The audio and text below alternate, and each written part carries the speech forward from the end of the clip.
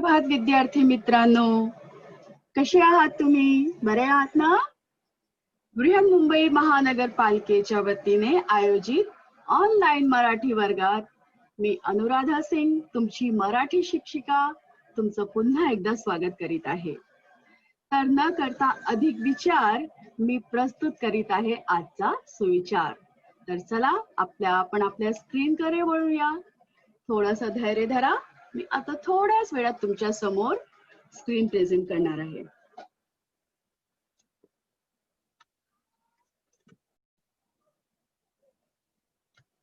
तर मुलांनो, आजचा सुविचार आहे, खरे बोलण्याचा एक दुय्यम फायदा असा होतो की आपण कोणाशी काय बोलतो हे लक्षात ठेवण्याची गरज नसते.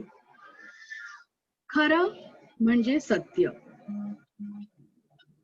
खरे बोलण्याचा एक दुय्यम फायदा असा होतो की मुलांनो, आपल्याला हे लक्षात ठेवण्याची गरज नसते की आपण काय बोललो आहे.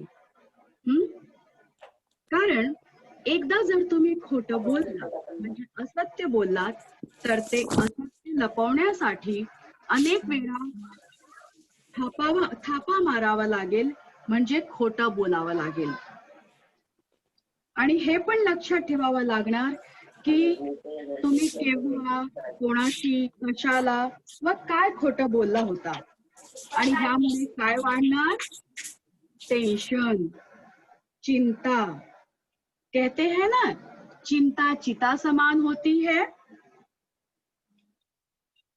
इसलिए बच्चों, सत्य बोलना चाहिए.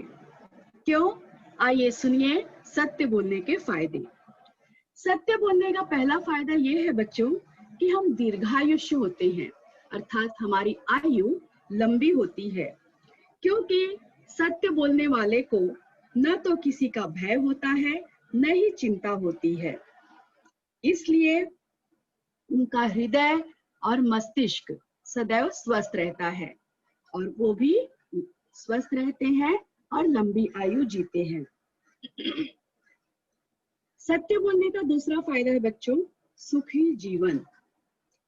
सत्य बोलने वालों को यह याद ही नहीं रखना पड़ता कि उसने किसको क्या कहा था, और उसका जीवन तनाव मुक्त हो जाता है, चिंता मुक्त हो जाता है.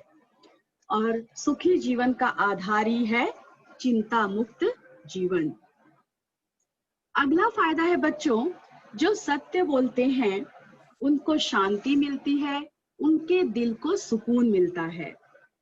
बच्चों, कबीरदास जी कहते हैं कि साच बराबर तप नहीं, झूठ बराबर पाप, जाके हृदय साच है, ताके हृदय आप.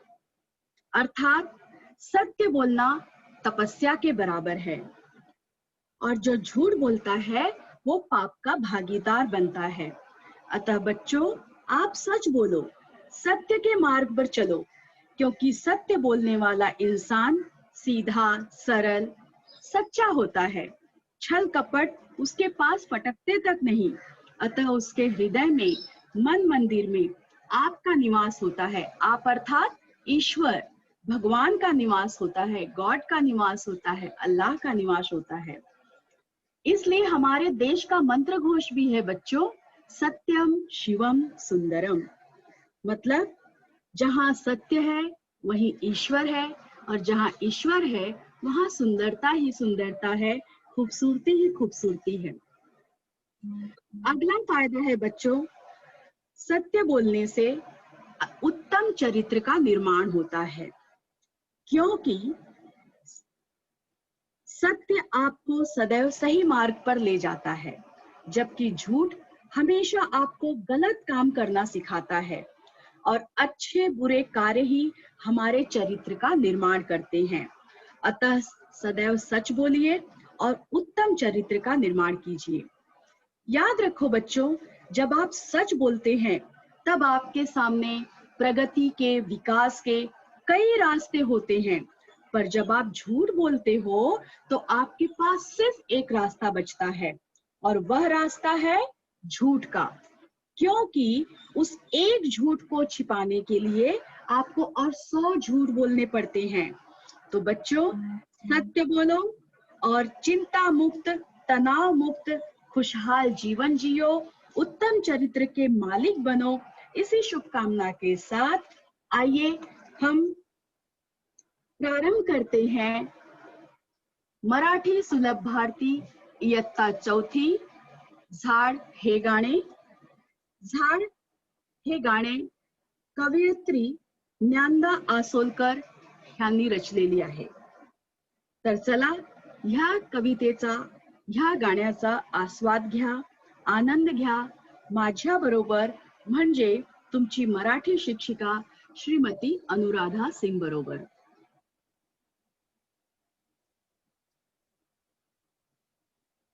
आता कविता आहे, गाणे आहे म्हटल्यावर आपण गाणारच, पण अगोदर मी तुम्हाला हे गाणं म्हणून दाखवणार, ही कविता म्हणून दाखवणार आणि तुम्ही फक्त आता ऐका। ठीक आहे, आता तुम्हाला फक्त ऐकायचं आहे, त्यानंतर जेव्हा मी सांगणार की आता आपल्याला बोलायचं आहे तेव्हा तुम्ही बोला। आता फक्त ऐका। चिंगीनं लावलं एक झाड, झाडाला म्हणाली लवकर वाढ। चिंगीनं लावलं एक झाड, झाडाला म्हणाली लवकर वाढ। तुला रोज घालीन पाणी, तुझ्यासाठी गाईन गाणी। तुला रोज घालीन पाणी, तुझ्यासाठी गाईन गाणी। मगरीचा पाणी धापा, मगरीचा सारी गोमा। मगरीचा पाणी धापा, मगरीचा। तुला रोज घालीन पाणी, तुझ्यासाठी गाईन गाणी। गाणी ऐकून फुलं फुलतील, फुलपाखरांचे थवे झुलतील।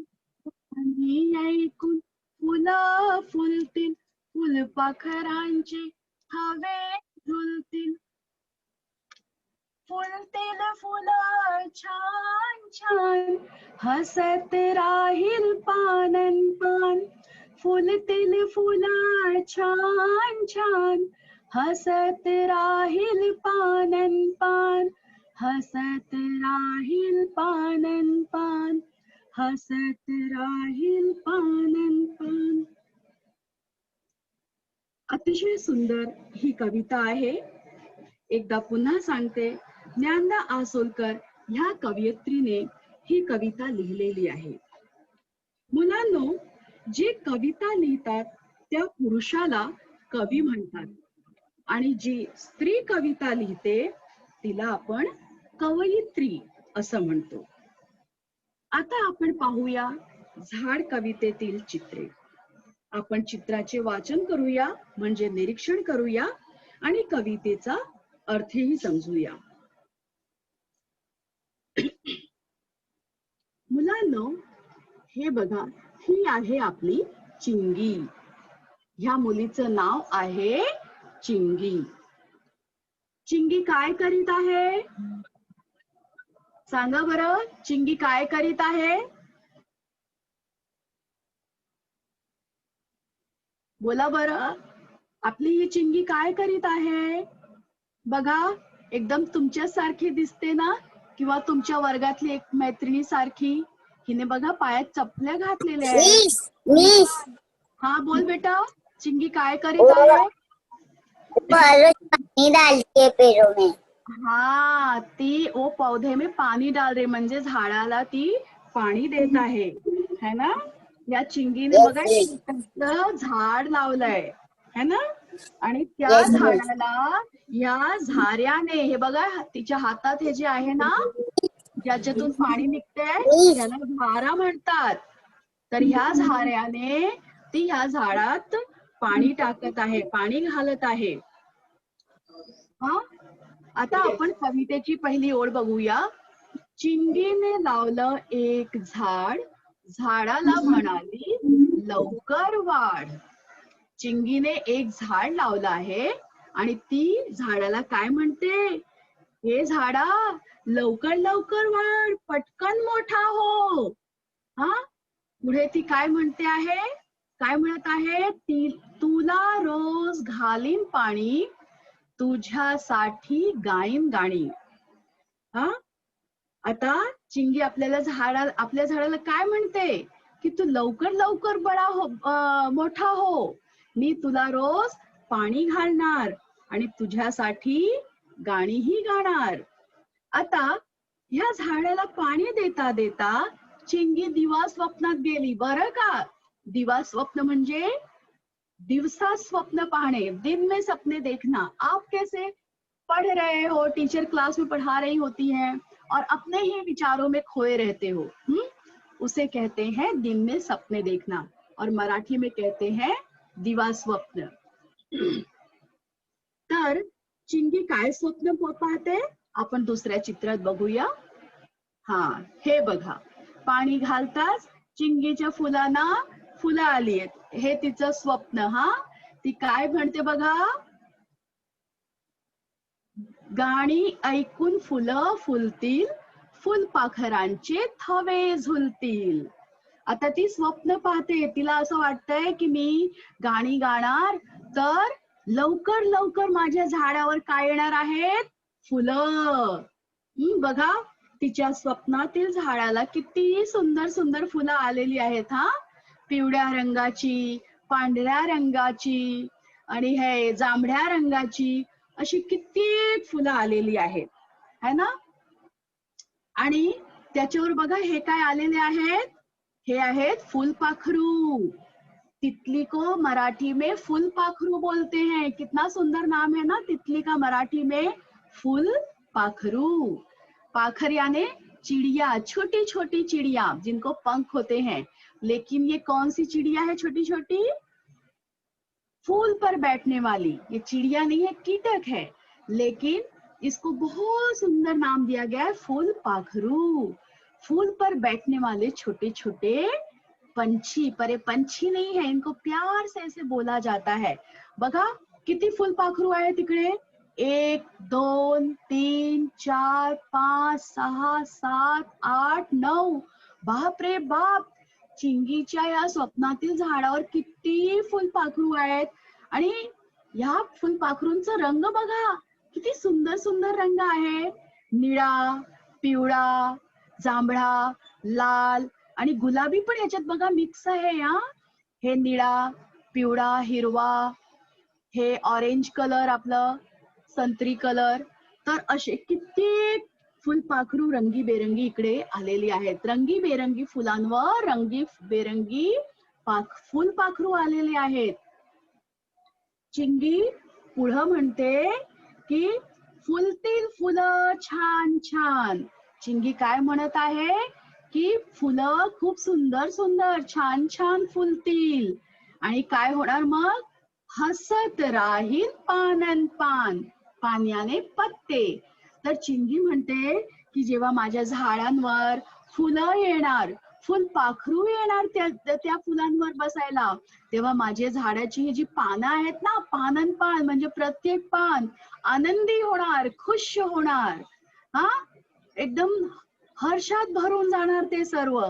अशी ही आपली ही चिंगी बघा, किती आपुलकीने, किती प्रेमाने आपल्या झाडाला पाहत आहे की माझ्या झाडावर किती सुंदर फुलं आलेली आहेत, या फुलांवर बसायला किती सुंदर फुलपाखरू आलेले आहेत आणि माझे झाडाचे पान बघा किती खुश आहेत, किती आनंदी आहेत, हसत आहेत. तर अशी ही आपली चिंगी आणि तिचं हे स्वप्नातलं झाड. तर मुलांनो, आता आपण ह्या ठिकाणी या कवितेत जे चित्र आहे त्याचं आपण निरीक्षण केलं आणि कवितेचं अर्थही आपण समजून घेतलं. आता आपण ह्या कवितेला म्हणूया, ठीक आहे. एकदा पहिले आता तुम्ही पण म्हणायचं आहे माझ्या मागे, तर तयार व्हा. म्हणजे आता तुम्हाला पण माझ्या मागे कविता म्हणायची आहे. मी एक ओळ म्हणणार आणि माझ्या मागे तुम्ही पण म्हणा, ठीक आहे. चला. चिंगीनं लावलं एक झाड, चिंगीनं लावलं एक झाड, झाडाला म्हणाली लवकर वाढ, झाडाला म्हणाली लवकर वाढ, तुला रोज घालीन पाणी, तुला रोज घालील पाणी, तुझ्यासाठी गाईन गाणी, तुझ्यासाठी गाईन गाणी,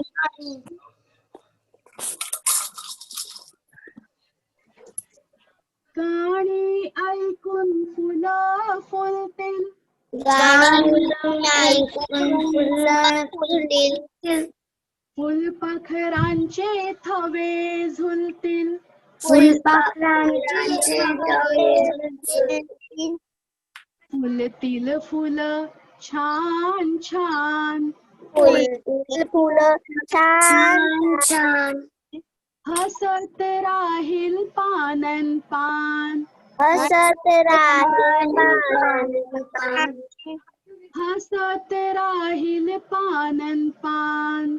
हसत राहील पानन पान. छान बोललात हा. आता फक्त म्हणून नाही चालणार, आपल्याला अभिनय सुद्धा करायचा आहे. पण त्या अगोदर माझ्या एका प्रश्नाचं उत्तर द्या. या कवितेचं या गाण्याचं कवयित्री कोण? इस कविता को किसने लिखा है?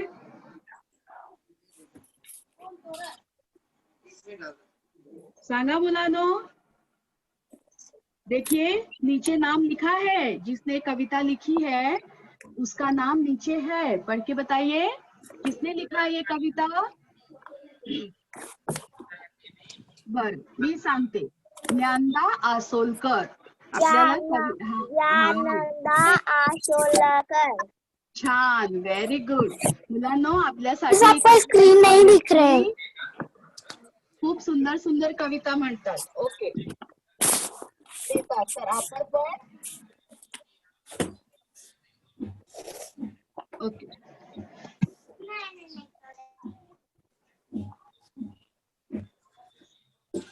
अच्छा मी दिसते का तुम्हाला?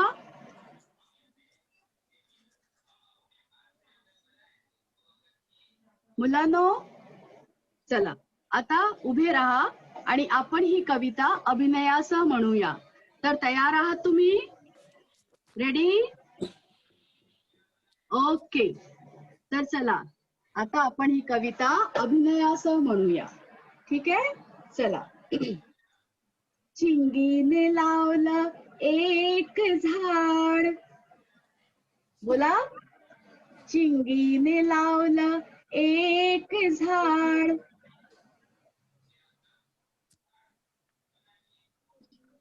मुलांनो तुम्ही पण म्हणा माझ्या बरोबर. माझा आवाज येतोय ना तुम्हाला? Yes. हा तर बोला तुम्ही पण. एक झाड. हा एकदा पुन्हा. हा ओके. चिंगीने लावलं एक झाड. चिंगीने लावलं एक झाड. झाडाला म्हणाली लवकर वाढ. झाडाला म्हणाली लवकर वाढ. हा. तुला रोज घालीन पाणी. तुला रोज घालीन पाणी. तुझ्यासाठी गाईन गाणी. तुझ्यासाठी गाईन गाणी. तुला हा. गाणी ऐकून फुलं फुलतील. गाणी ऐकून फुलं फुलतील. ओके एकदा पुन्हा बघा. हा. गाणी ऐकून फुलं फुलतील. गाणी ऐकून फुलं फुलतील. फुलपाखरांचे थवे झुलतील. तुम्ही पण करा. फुलपाखरांचे थवे झुलतील. फुलपाखरांचे थवे झुलतील. फुलपाखरांचे थवे झुलतील. फुलतील फुलं छान छान. फुलतील फुलं छान छान. हसत राहील पानन पान. हसत राहील पानन पान. हसत राहील पानन पान. हसत राहील पानन पान. छान मुलांनो, तुम्ही अतिशय मस्त बोललात हा ही कविता, आणि अभिनय तुम्ही माझ्यापेक्षाही सुंदर केलात. ठीक आहे, तर चला आता आपण आपल्या स्क्रीनवर परत जाऊया. आणि आता आपली कविता समजून झाली आहे, म्हणून झाली आहे, आपण सभिनय सुद्धा म्हणालो. आता आपण ह्या कवितेतील शब्दार्थ आणि स्वाध्याय पाहूया. तर आपला स्वाध्याय मुलांनो, शब्दार्थ बघूया अगोदर. लवकर, लवकर याने जल्दी से, फटाफट. घालीन, घालीन का अर्थ है डालना. ऐकून, ऐकून का अर्थ है सुनना. ऐकून का अर्थ है सुनकर या सुनना. फुलपाखरांचे मतलब तितलियों के.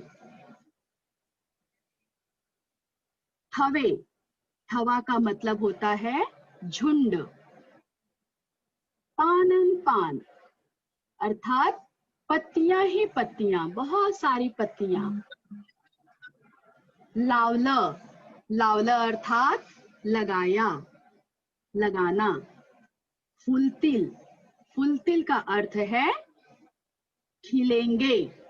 फुलतील का अर्थ है खिलना या खिलेंगे. चला आता आपण शब्दपट वाचूया. बच्चों, ये शब्दपट आपको पढ़ना है, तो चलिए शुरू कीजिए इसको पढ़ना. कौन पढ़ रहा है? पढ़िए इसे. पहला शब्दपट पढ़िए. टीचर मैं पढ़ूं? श्रुति. हाँ पढ़ो बेटा.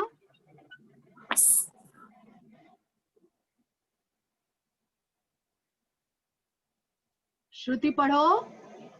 संतय शिव सुंदर. नहीं, पहला पढ़ो फिर से. संतय.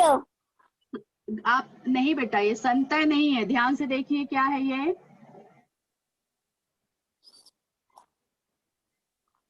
ध्यान से पढ़िए. सत्य. सत्य, सत्य के ऊपर बिंदी भी है, तो कैसे पढ़ेंगे?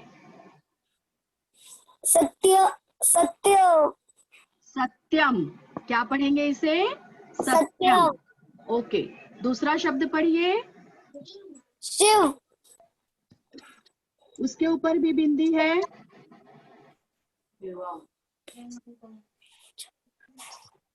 हाँ, इसे हमने पढ़ा सत्यम. ओके. और इसे पढ़िए दूसरा वाला. शिवम. शिवम.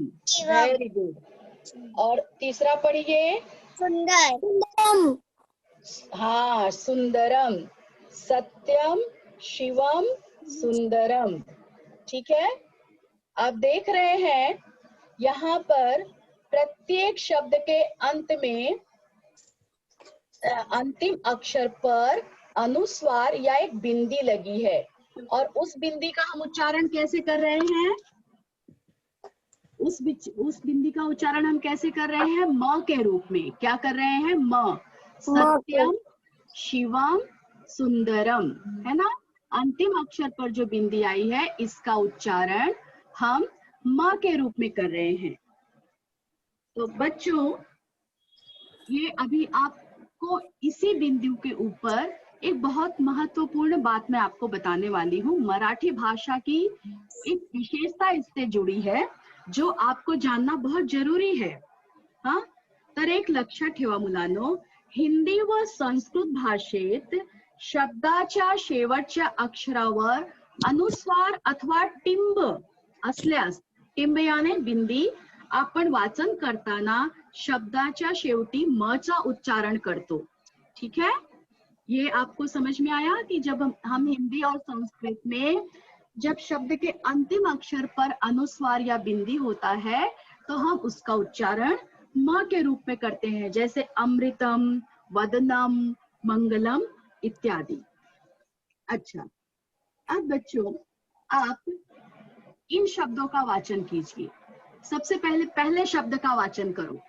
चिंगीना, चिंगीना, आ चिंगीना, चिंगीना, चिंगीना। दूसरा लावलो, हाँ, बहुत अच्छा। और तीसरा फूलम, फुलम। देखिए अभी किसी ने बोला फुलम। तो बच्चों यही फर्क है, यही वाचन की विशेषता आज आपको समझनी है। कई बच्चों ने ऊपर के दोनों शब्द सही पढ़े, लेकिन जब फुल शब्द आया तो आपने पढ़ा फुलम।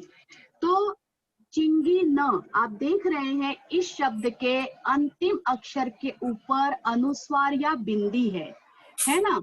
तो हिंदी और संस्कृत व्याकरण के अनुसार हमें इसका वाचन क्या करना चाहिए था? चिंगीनम। ठीक है। ठीक उसी प्रकार लावल, इसमें भी अंतिम अक्षर पर अनुस्वार या बिंदी है, इसका भी उच्चारण हमें करना चाहिए था लावलम। और फूला का भी उच्चारण वाचन फुलम के रूप में करना चाहिए था। लेकिन मराठी में जब शब्द के अंतिम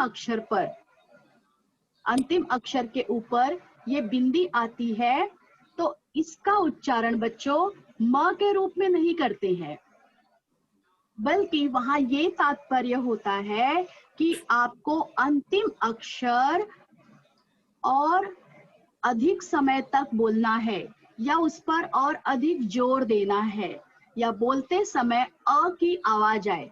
जैसे अगर ये बिंदी न हो, यहाँ पे ये बिंदी है और अगर आपको इस बिंदी का ध्यान नहीं है तो आप इसका वाचन कैसे करेंगे? देखिए बिना बिंदी के हम इसका वाचन करेंगे चिंगीन, चिंगिन। लेकिन बिंदी है तो अब हमें क्या करना है? इसका वाचन करते समय न पर अधिक जोर देना है, चिंगीन। क्या वाचन करना है? कैसे पढ़ना है इसे? चिंगीन। हाँ, इसी प्रकार से ये जो है लावल, ठीक है, इसका उच्चारण लावलम तो नहीं करेंगे और बिना बिंदी के इसे पढ़ेंगे लावल, है ना। पर बिंदी है तो इसका उच्चारण हम करेंगे लावल। बोलिए मेरे पीछे पीछे, लावल, लावलो। हाँ। और फूल का उच्चारण फुलम नहीं करेंगे बच्चों। फूल ल को थोड़ा देर तक बोलना है, इसका उच्चारण फुलम नहीं करना है, फुला। बोलिए फूलो। फुल। हाँ, तो क्या आपको मराठी की ये वाचन की विशिष्टता समझ में आई बच्चों? Yes teacher. हाँ, आ गई ना समझ में? ठीक है। यस यही है मराठी वाचन की विशिष्टता। हाँ, अब हम प्रश्न ये होता है कि हिंदी और संस्कृत में अनुस्वार का मतलब तो माँ होता है, पर इस अनुस्वार का क्या मतलब है, इस बिंदी का क्या मतलब है? तो आप पूछ लेंगे बच्चों अगर ये अनुस्वार नहीं रहे तो हम इसको किस प्रकार से लिखेंगे? अगर बिना बिंदी के हमें लिखना हो तो हम इसे लिखेंगे देखिए चिंगी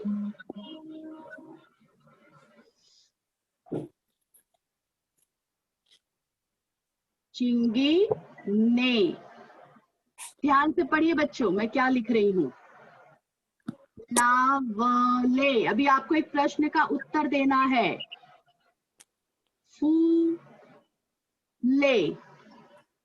ठीक है। तो अब मुझे बताइए कि मैंने बिंदी के स्थान पर जो शब्द लिखे, जो शब्द मात्रा लगाई है, वो मात्रा कौन सी है? ए। ए। ठीक है। तो ये जो बिंदी है ये ए मात्रा का पर्याय है। हाँ, ये जो बिंदी है ये ए मात्रा का पर्याय है। शुद्ध मराठी में हम इसे चिंगीने, लावले, फुले ऐसे लिखते हैं, ठीक है।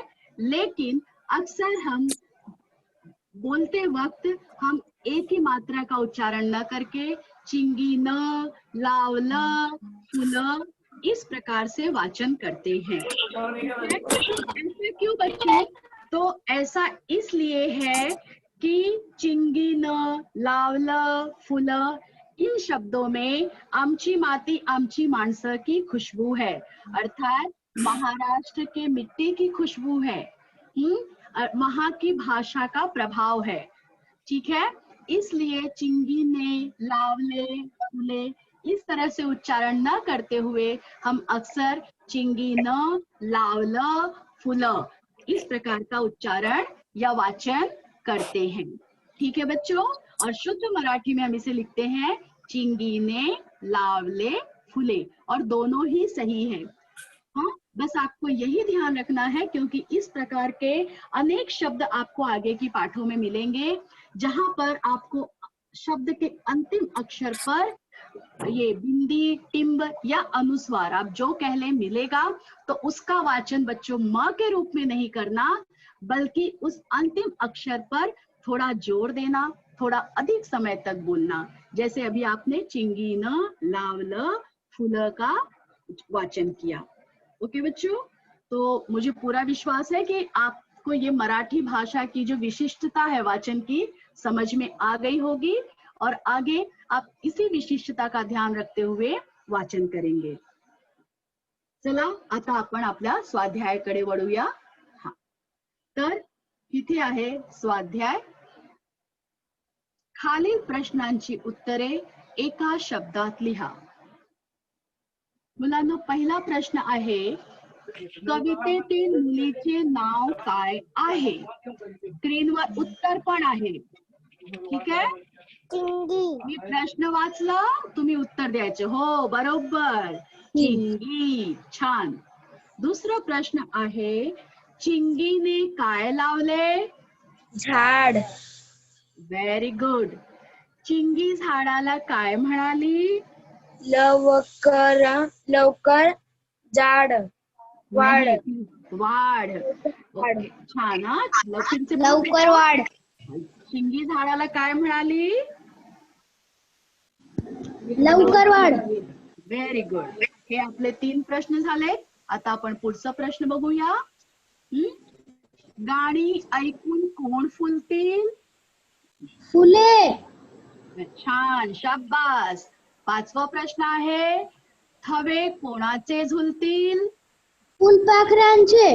ओके, थवा का क्या मतलब है बच्चों?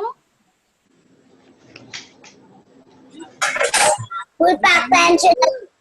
हाँ, लेकिन थवा का अर्थ क्या है? ओके, थवा का अर्थ है झुंड। थवा का अर्थ है झुंड। ओके, तर पुढचा आपण 6वा प्रश्न बघूया। फुलं कशी फुलतील? छान छान। पुन्हा वाचा। छान न छान। हा, छानन छान। आणि शेवटचं आणि 7वा प्रश्न आहे आपला, हा आपला शेवटचा प्रश्न आहे, हसत कोण राहणार आहे? पान न पान। हा, हसत कोण राहणार आहे? पानन पान। अगदी बरोबर। आता आपण टीचर। दुसरा स्वाध्याय बघूया। या कवितेतील यमक जुळणारे शब्द लिहा। हाँ बेटा, बोलिए। हाँ, कुछ कहना है? फुलपाखरन का मतलब तितली। हाँ, फुलपाखरू का मतलब तितली, और थवा का मतलब? टीचर, बहुत सारी तितली, मतलब तितलियों का झुंड। ओके, अभी आप लोग म्यूट करो, और अब हम यहाँ पे देखेंगे या कवितेतील यमक जुळणारे शब्द। यमक याने राइमिंग वर्ड्स। इंग्रजीत तुम्ही खूप लिहिता, हाँ, राइमिंग वर्ड्स। हिंदी में इसे तुकांत शब्द भी कहते हैं। तो जैसे पप्पू, गप्पू, आई, ताई, बारा, गारा, पाप, साप. तर इथे पण बघा दिलेले आहेत यमक शब्द. मी शब्द वाचते, तुम्ही त्याचं यमक सांगा. झाड, झाड वाढ, पाणी गाणी, फुलतील झुलतील, छानन छान पानन पान. हे कवितेत आलेले शब्द आहेत. हा,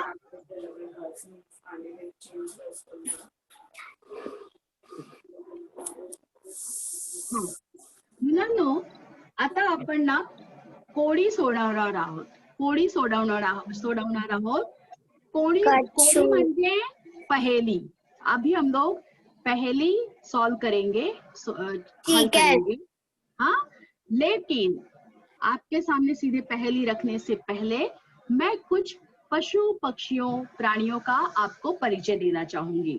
पण त्या अगोदर काही पशु पक्षी आणि प्राण्यांचे नाव आपण मराठीत आणि हिंदीत समजून घ्या, कारण ह्या प्राण्यांच्या नावावरच आपली आजची कोडी आहे. ठीक आहे, तर लक्षपूर्वक पहा हा कोणता प्राणी आहे. आणि तुम्हाला ना मराठीत नाव लक्षात ठेवायचं आहे, कारण आज आपल्याला कोडीत मराठीत लिहायचं आहे. ठीक आहे, तर चला, तुमच्या स्क्रीनवर आलेलाच आहे कासव बुआ. कासव याने कछुआ. सबसे धीमा चलने वाला प्राणी, पर अपने सतत प्रयास से इसने खरगोश को भी हराया था. आठवत असेल, कोल्ह्याला पण ह्यानी मात दिली होती. आठवता ना? गेल्या मराठीच्या तासात वीणा टीचरनी तुम्हाला कोल्हा आणि कासवाची गोष्ट सांगितली होती ना. त्याच कासव बघा किती हुशारीने आपला जीव वाचवतो. हा, बर. कासव यानी कछुआ. आपको कासव याद रखना है, कछुआ तो याद ही है. आणि हा आहे कावड़ा. हा कोण आहे? कावड़ा. हाँ, जिसे हम हिंदी में कौवा कहते हैं, जिसकी काव काव की कर्कश ध्वनि जग प्रसिद्ध है. हा आहे गाढव. हाँ, गाढव यानी गधा. गाढव यानी गधा. बच्चों, किसी को मंद बुद्धि कहना हो तो लोग इसी के नाम का उपयोग करते हैं. हाँ, मराठी में तो सिर्फ इसके नाम का ढ अक्षर ही काफी है. पूरा गाढ़ो नहीं, केवल ढ बोल दिया तो भी लोग समझ जाते हैं कि हाँ क्या बोला गया है. हाँ, ठीक है, क्या बोलते, तू ढ है इसका मतलब सामने वाला समझ जाता है ढ का मतलब यहाँ गाढ़व है. हाँ, और हिंदी में कहते अरे तुम गधे हो क्या, लेकिन ऐसा नहीं है बच्चों. हा प्राणी ना खूपच शांत, संतुष्ट आणि विचारशील प्रवृत्तीचा आहे. हाँ, ये बहुत ही शांत और विनम्र प्राणी है. ठीक है, और ये बहुत ही मतलब सोचता रहता है, ध्यान मग्न रहता है, और उसके ध्यान को हम लोग गलत अर्थ में देखते हैं. चला, हा आहे माकड़, अर्थात बंदर. आप सभी बच्चों का प्रिय है बंदर. क्यों? सबसे प्रिय जंगली प्राणी अगर हम पूछते हैं तो आप लोग बंदर का नाम लेते हैं. क्यों? क्योंकि चंचलता और चपलता, इसकी बंदर की चंचलता और चपलता दोनों ही आप लोगों से मिलती है, और ये बहुत दिमाग से भी तेज होता है. तो यानी इसके सारे गुण आप लोगों से मिलते हैं, तो जो हमारे जैसा होता है वही हमको अच्छा लगता है ना.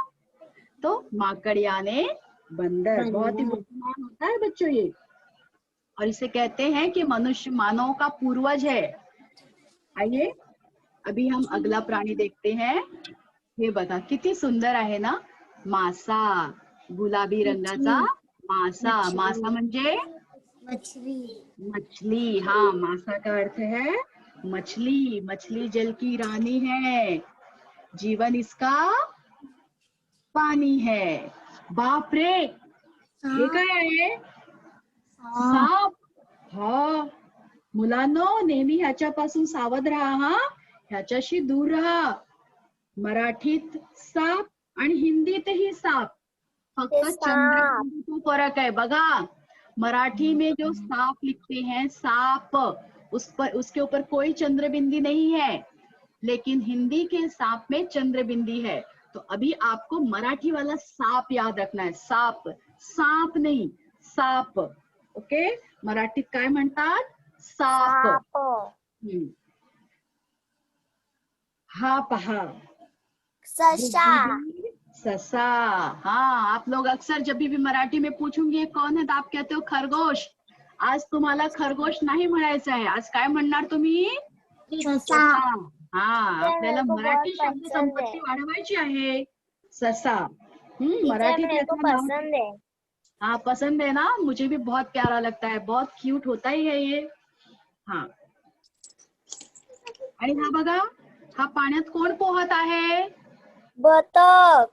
बदक. ये काय आहे? बदक. बतख. हिंदी में इसे कहते हैं बत्तख, लेकिन आज आपको इसका नाम अच्छी तरह से ध्यान में रख लेना है. बदक. मराठीत काय म्हणतात? बदक. बतख और हिंदी में बतख. हाँ, हिंदी आज मत देखो क्योंकि आपको पहेली हल करनी है. तो मराठी शब्द याद रखो. बदक म्हणा. बदक. लक्षात ठेवा. हा, बदक. हो. आता आपण कोडी सोडवूया. ठीक आहे. आणि कोडी सोडवताना 3 गोष्टी लक्षात ठेवा. नंबर 1, दिलेल्या चित्राचे नाव मराठीत काय आहे?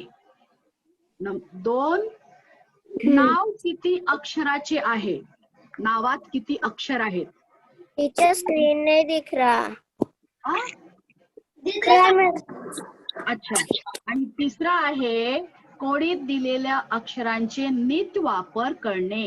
म्हणजे किती रकाने आहेत, आडवी आणि उभी, बॉक्स कितने हैं, और प्राणियों के नाम में कितने अक्षर हैं. हमें इन सबको ध्यान में रखकर आज पहेली हल करनी है. बच्चों फिर से सुनिए. हो टीचर. हाँ, जो आपको अभी पहेली दिखेगी उसमें आपको ये देखना है कि दिए गए प्राणियों का नाम मराठी में क्या है. मराठी में सोचना. हाँ. दूसरा, उन प्राणियों के नाम में कितने अक्षर हैं, और तीसरा, बॉक्स कितने दिए गए हैं, रकाने कितने हैं, खाने कितने हैं, जो प्राणियों के नाम के अक्षरों में पूरे होने चाहिए. ठीक है. चलिए शुरू करते हैं.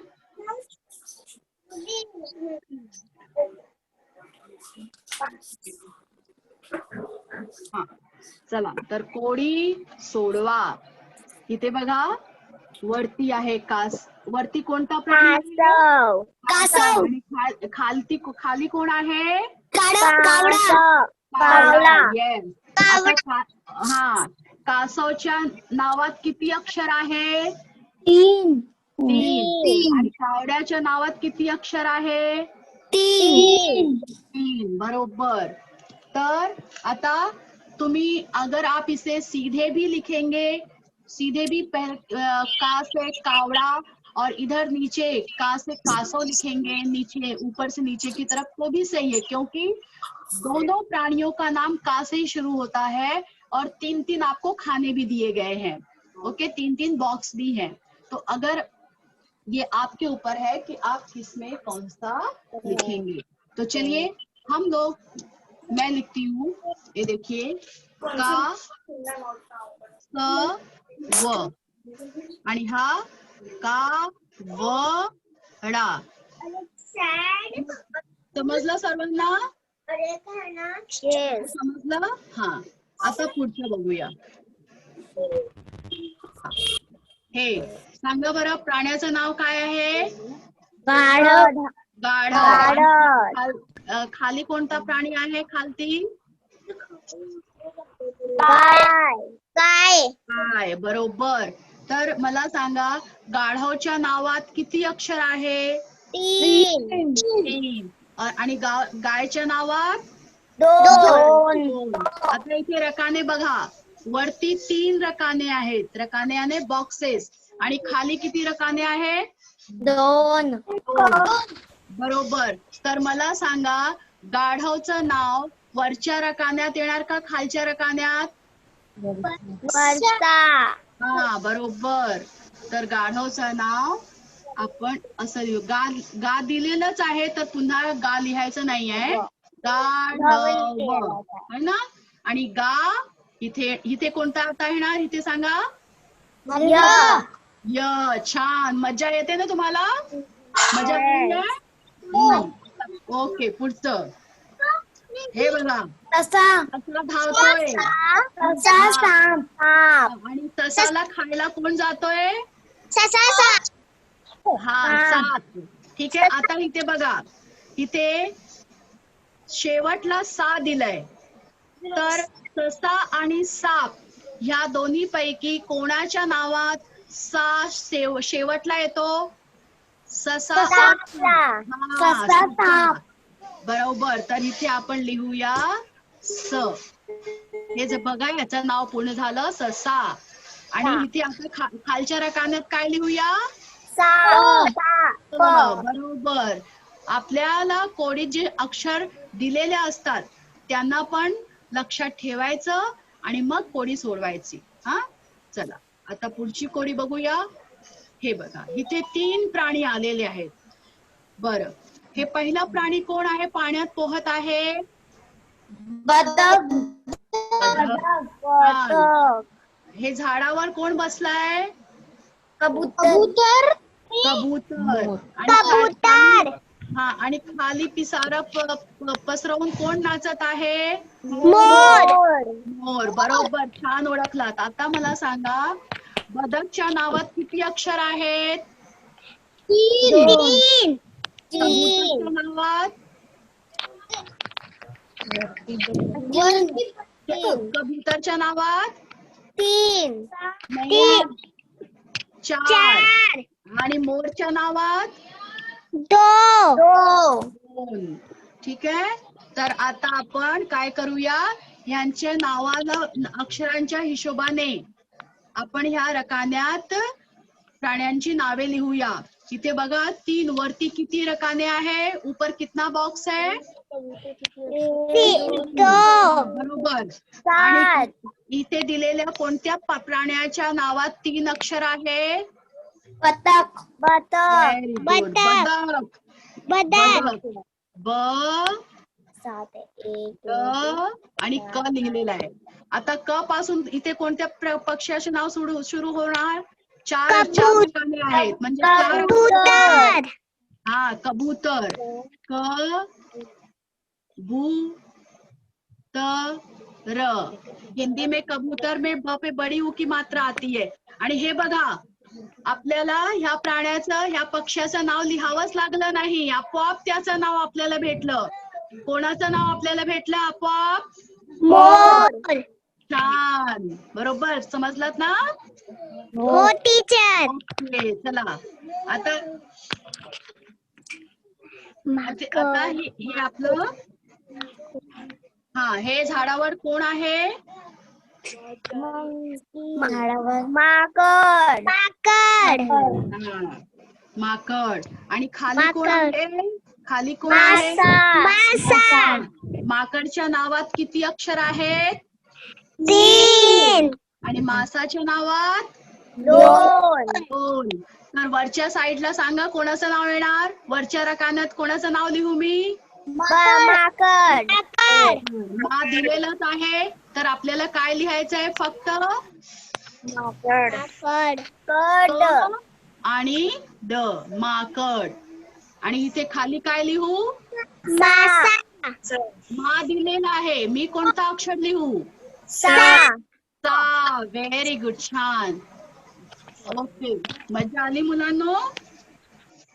मजा आली ना तुम्हाला. हो टीचर. बरोबर.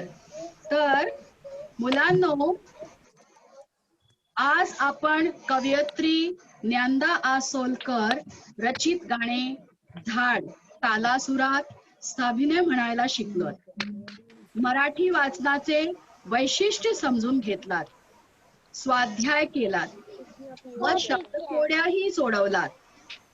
आणि हे सर्व तुमच्या सर्वांपर्यंत पोहोचवण्याचं श्रेय जात आहे बृहन्मुंबई महानगरपालिकेच्या शिक्षण विभागाला. आजपर्यंत जे काही आम्ही शिक्षकांनी शिकवण्याचा प्रयत्न केला आहे ते सर्व यूट्यूबवर उपलब्ध आहे.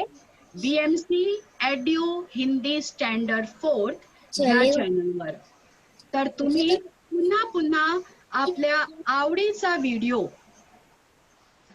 या चॅनलवर जाऊन बघू शकता. त्याच्यासाठी तुम्हाला BMC edu Hindi standard 4th हे हा साईट तुम्हाला सर्च करावा लागेल आणि भेटल्यावर त्याला क्लिक करा. आणि हो, सबस्क्राईब, लाईक आणि शेअर करायला विसरू नका.